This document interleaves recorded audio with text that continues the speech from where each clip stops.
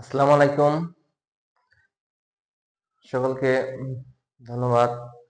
আশা করি সবাই ভালো আছেন। আর আজকে মানে একটি প্রবাদ বাক্যকে many drops makes a shower, ক্ষুদ্র ক্ষুদ্র জলকণা থেকেই সাগরের সৃষ্টি, বিন্দু একত্রিত হয়েই সিন্ধু হয়েছে। তো আমি ছোট ছোট কিছু টপিকস বা দু একটা ছোট ক্লাসের জন্য ইনফরমেশন অনেক সময় দেওয়ার জন্য কিছু রিকোয়েস্ট আসছে দু একজনের কাছ থেকে। যে দেখা যায় যে ক্লাস 1 2 3 4 5 6 7 যে কোনো ক্লাসের স্টুডেন্ট গুলা জানি এগুলা এখন আসলে স্কুলগুলোতে অনেক সময় বর্ণ বা লেটার বা এগুলার খুঁটিনাটি বিষয়গুলোকে আলোচনা করা হয় না।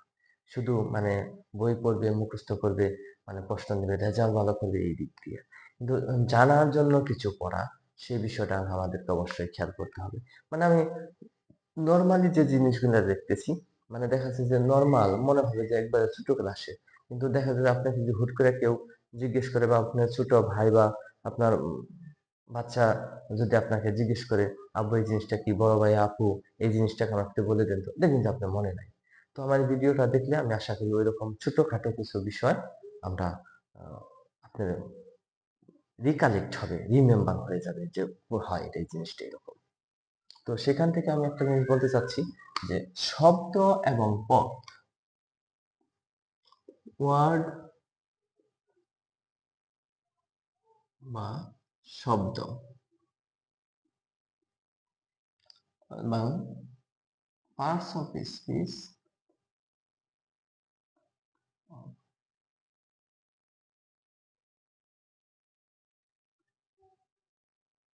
পদ।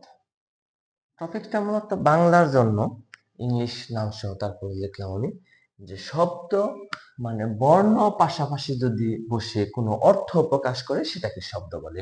যেমন মানে মানে ডেফিনেশনটা হলো যে আপনার যদি বর্ণ বর্ণ পাশাপাশি পাশাপাশি বসে যদি কোনো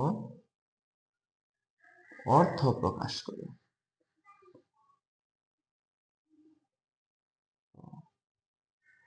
প্রকাশ করে তবে তাকে ওয়ার্ড বা শব্দ বলে। ওয়ার্ড বা শব্দ বলে। যেমন ক যোগ ল ম যোগ ম, এটাকে একত্রে কি করা হয়? কলম। এটা একটা শব্দ হলো। এখন যে কোনো শব্দ হলেই যে সেটা যে বর্ণ পাশাপাশি বসলেই সেটা শব্দ হবে তা না। এজন্য একটা শর্ত প্রযোজ্য করে দেওয়া হয়েছে, যদি কোনো অর্থ প্রকাশ করতে হবে অবশ্যই। সেই শব্দটা হওয়ার পরে সেটা দ্বারা ভাষায় এরকম শব্দ আছে, ব্যবহার হচ্ছে মানুষ, সেটাকে মেন করা হয়েছে এখানে। দ্বিতীয়ত হলো, এখন পদটা কি মূলত? পদটা হলো বাক্যের মধ্যে বাক্যের মধ্যে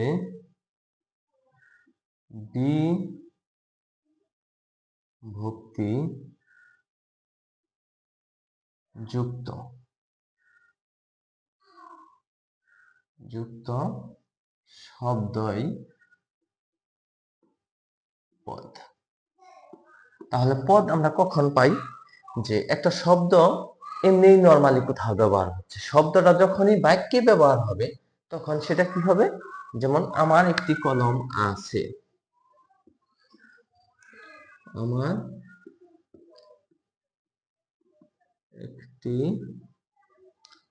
কলম আছে, আমার একটি কলম আছে। এখানে এই কলম শব্দটা এখন আর শব্দ নাই, এটা একটা পদে পরিণত হয়েছে। কেন? যখন বাক্যের মধ্যে আসছে অবশ্যই এখানে একটা বিভক্তি আছে।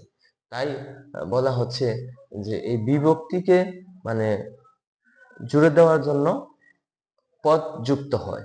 আর এমনি নরমালি শব্দ শব্দই। অনেক সময় আমরা এইটা মানে ডিফারেন্ট পার্থক্য করতে সমস্যায় পড়ে যাই যে আসলে শব্দ কি পদ দ্বিতীয় শব্দ। না, শব্দ এবং পদের মধ্যে এটুকুই পার্থক্য হলো শব্দটা এমনি ন্যাচারালি একটা শব্দ ব্যবহার হতে পারে।